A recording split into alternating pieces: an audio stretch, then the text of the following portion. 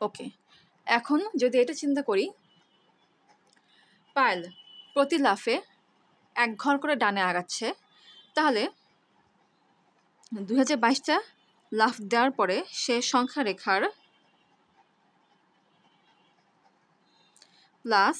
+2022 পয়েন্টে অবস্থান করবে। তো এই ক্ষেত্রে পায়েল সংখ্যা রেখার যেসব বিন্দুগুলো ক্রস করবে সেসব বিন্দুগুলো হচ্ছে 1 2 3 4 dot dot dot dot 2 0 0 2 0 1 dot dot dot dot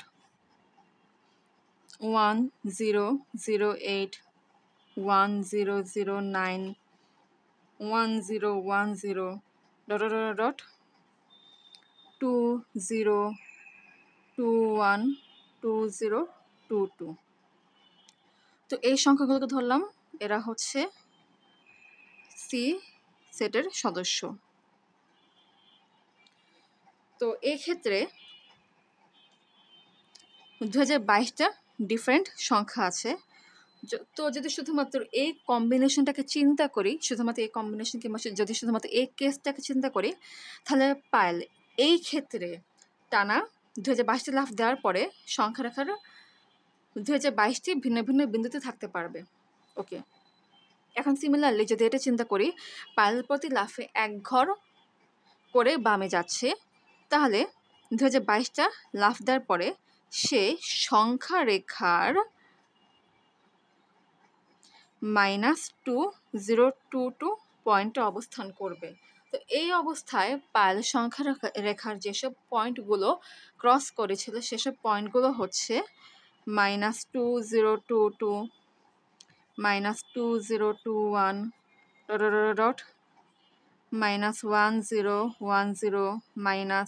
-1009 -1008 dot -4 -3 -2 -1। তো এই সংখ্যাগুলো ধরলাম এরা হচ্ছে ডি সেটের সদস্য। এখন এই দুইটা কেসগুলো সংখ্যা রেখার মাধ্যমে দেখাই।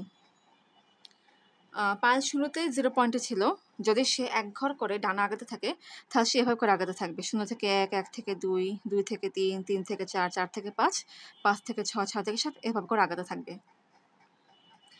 আবার এই ক্ষেত্রে দেখি পায়েল হচ্ছে শুরুতে 0 পয়েন্টে ছিল, এরপরে সে যদি 1 ঘর করে বামে যেতে থাকে তাহলে সে এভাবে করে যেতে থাকবে, 0 থেকে -1 -1 থেকে -2 -1 থেকে -3 -3 থেকে -4 -3 থেকে -5 -5 থেকে -6 -6 থেকে -7 এভাবে করে যেতে থাকবে সে।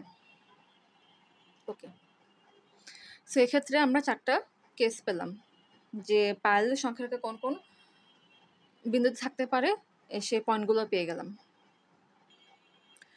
শুধুমাত্র এই কেসের ক্ষেত্রেও কিন্তু 2022টা ডিফারেন্ট পয়েন্ট আছে। অর্থাৎ যদি শুধুমাত্র এই কেসকে চিন্তা করা হয় তাহলে টানা 2022টি লাফ দেওয়ার পরে পায়েল সংখ্যা রেখা 2022টি ডিফারেন্ট পয়েন্টে থাকতে পারবে। ওকে, এখন যদি +1 +2 কিংবা -1 -2 এটাকে কম্বাইন করে চিন্তা করি, তাহলে পায়েল সংখ্যা রেখা কী কী বিন্দুতে থাকতে পারে সেগুলো এখন একটু অবজার্ভ করব।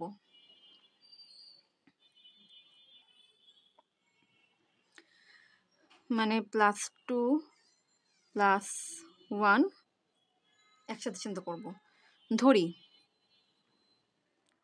পায়েল প্রথম 1011টা লাফের মধ্যে প্রতিটা লাফেই সে 2 ঘর করে ডান আগাতে থাকবে, তাহলে এই অবস্থায় সে সংখ্যা রেখার +2022 পয়েন্টে থাকবে। এখন ধরলাম 1012তম লাফে সে মাত্র একবার লাফ দিল, তাহলে এই অবস্থায় সে সংখ্যা রেখার 2023 পয়েন্টে থাকবে, কারণ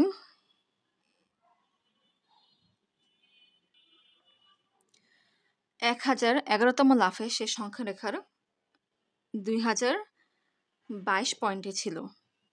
এরপরে সে যদি একটা লাফ দিয়ে এক ঘর ডানে আগায় তাহলে তখন সেক্ষেত্রে সে সংখ্যা রেখার 2023 পয়েন্টে থাকবে। তাহলে এখন বাকি আছে 2022 মাইনাস 1012 ইকুয়ালস টু 1010টা লাফ। এখন এই অবস্থা ধরলাম প্রতিটা লাফে সে 2 ঘর করে ডানে যেতে থাকবে। তাহলে অবশিষ্ট 1010টা লাফ দেওয়ার পরে সে সংখ্যা রেখার 2023 প্লাস 2 ইন্টু 1010 ইকুয়ালস টু 4043 পয়েন্টে অবস্থান করবে।